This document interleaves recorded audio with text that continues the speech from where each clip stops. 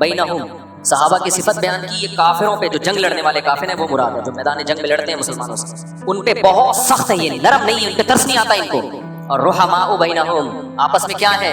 رحم دل.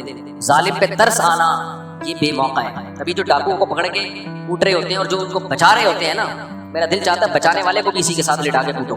یہ بے موقع ترس آ رہا ہے آپ کو. ڈاکو پہ اگر ترس آ رہا ہے تو آپ اس کا مطلب آپ کے سافٹ ویئر اپڈیٹ کرنے کی ضرورت ہے. یہ ڈاکو پہ جب اس ڈاکو کو چاہیے آپ کو بھی لوٹے، آپ کے بھی کسی بچے کو قتل کرے، شہید کرے، پھر ہم دیکھیں گے کتنا ترس آتا ہے آپ کو اس ڈاکو پہ. میں نیو کراچی میں امام تھا، ایک صاحب آئے، مجھے نوجوان بچہ تو نہیں تھا، نوجوان آدمی ٹائپ کا ہی پورا، کہنے لگا مفتی صاحب یہ نیو کراچی میں جب ڈاکوؤں کو پکڑ کے لوگ مارتے ہیں صاحب یہ بہت زیادہ مارتے ہیں، صاحب پلیز آپ بیان کریں ایسے نہ مارو. کہہ رہے اس بیچارے کا حال کیا کر دیتے ہیں یہ مار مار.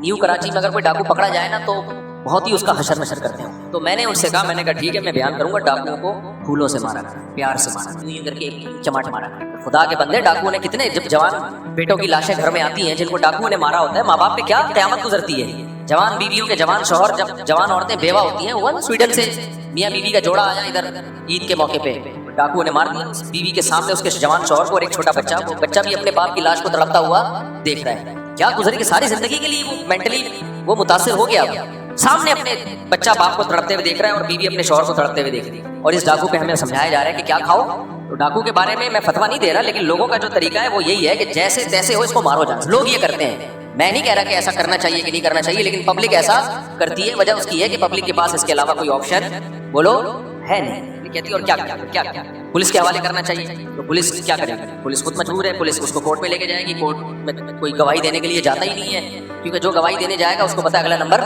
اس کا ہے. پولیس بھی مجبور ہے، وہ کورٹ میں لے جائے گی. ویسے تو پولیس بھی کافی گناہ دھو دیتی ہے اس کے لے جا کے، کافی چترول لگا کے وہ اپنے ہاتھ مضبوط کرتے ہیں اس کے اوپر.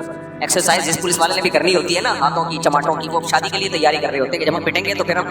وہ ایک آیا تھا نا میم آئی تھی کہ ایک آدمی سینڈل خرید رہا ہے بیوی کے لیے، پہلے اپنے ایسے ایسے مار کے دیکھتا ہے. دکان والے نے پوچھا کہ یہ کیا چیک کر رہا ہے؟ کہہ رہا ہے چیک کر رہا ہوں، بعد میں مجھے پڑے گی نا تو برداشت کر لوں گا کہ نہیں کر لوں گا. خیر، تو یہ ہے قوت غضبیہ یا نفرت یا بغض. اور بھی قوتیں ہیں لیکن انسان کی زندگی میں سب سے زیادہ کردار ان قوتوں کا ہے. تو ان قوتوں میں بیلنس سمجھتے ہو؟ اعتدال. ہم عقل سے شروع کرتے ہیں. عقل کا ایک ہے بالکل ہی استعمال نہ کرنا. تبھی قرآن بار بار کہتا ہے افلا تعقلون، تم عقل سے کام کیوں نہیں لیتے. اب مشرک لوگ، غیر مسلم لوگ عقل سے بالکل کام لیتے ہی نہیں. ڈاروین نے ان کو بول دیا بندر سے بنے ہیں. ابے بندر کس سے بنا ہے؟ بندر پتہ نہیں کس سے بنا ہے. وہ کس سے بنا ہے؟ وہ ایک سیل سے بنا ہے. ابے یہ آنکھ خود بخود کیسے بن گئی؟ یہ کیسے ہو گئی؟ پاگلوں والی باتیں کر رہے ہو. مالکم کیف تحکمون، تمہیں کیا ہو گیا؟ کھوپڑی استعمال نہیں کرتے. قرآن ان لوگوں سے کہتا ہے آنکھ ایک بہترین ڈیجیٹل کیمرہ ہے، ایوالو ہو کے یہ. اچھا میں بار بار ایک بات کہتا ہوں، ایتھیس اور ملحد لوگ نا آپ کو اس زندگی کی شروع میں تو پھنسا دیتے ہیں، لے جاتے ہیں، لیکن جو اصل سوال ہے اس کو پی جاتے ہیں ہمیشہ. جیسے اہل حدیث لوگ جب 3 طلاق کی بات آئے گی نا وہ گھماتے ہیں، آپ کو گھماتے ہیں. جو اصل ہمارا کوشچن ہے اس کو پی جاتے ہیں کہ حضرت عمر نے حلال کو حرام کیسے کر دیا. یعنی 3 طلاق کو ایک قرار دے کر جس کے لیے حلال بیوی تھی اس پہ حرام کر دی، جس کے لیے حرام تھی اس کے لیے حلال کر دی. یہ سیاست تھوڑی ہے، تو دین میں تحریف ہے. آپ یہ بولو کہ حضرت عمر نے دین میں تحریف کی اور سارے صحابہ نے ٹھنڈے پیٹوں اس تحریف کو برداشت کر لیا. یہ بولو نا، منہ سے پھوٹو نا. کچھ شرم کیوں آ رہی ہے یہ بولتے ہوئے؟ بولو تاکہ ہمیں پتہ چلے آپ کا دعویٰ کیا ہے. لیکن اہل حدیث بہت گھمائے گا بات کو طلاق کے مسئلے میں. اس بات کا جواب قیامت تک نہیں دے گی، بلکہ وہ گھمائیں گے تمہارے فلاں دیوبندی نے بھی دین کو ایک کہا، فلاں نے. بھائی سارے دیوبندی بھی بولتے ہیں ہماری صحت سے فرق نہیں پڑتا، ہم نے کلمہ اللہ کے رسول کا پڑھا صلی اللہ علیہ وسلم، اور صحابہ نے سب سے پہلے دین کو سمجھایا. تو آپ ہمیں کیا سمجھتے ہو؟ ہم دیوبندی کا ہمارے ساتھ اگر دم لگی ہوئی ہے تو کیا ہم قرآن و سنت چھوڑ دیں گے؟ آپ 100 دیوبندیوں کے حوالے بھی دے دو ہم نہیں مانیں گے. آپ میرے شیخ کے حوالے لے آؤ، مفتی عبدالرحیم صاحب ہیں، مفتی رشید احمد صاحب ہیں، پھر بھی نہیں مانیں گے کیونکہ ہم نے اس پہ ریسرچ کی ہے. بھائی ریسرچ ایک چیز پہ ہوتی ہے تو بہت مانتا ہے. تو گھماتے ہیں باتوں کو، گھماتے ہیں. ایسے ہی ملحد وہ بھی گھماتے ہیں باتوں کو. بدعتی وہ بھی کیا کرتا ہے؟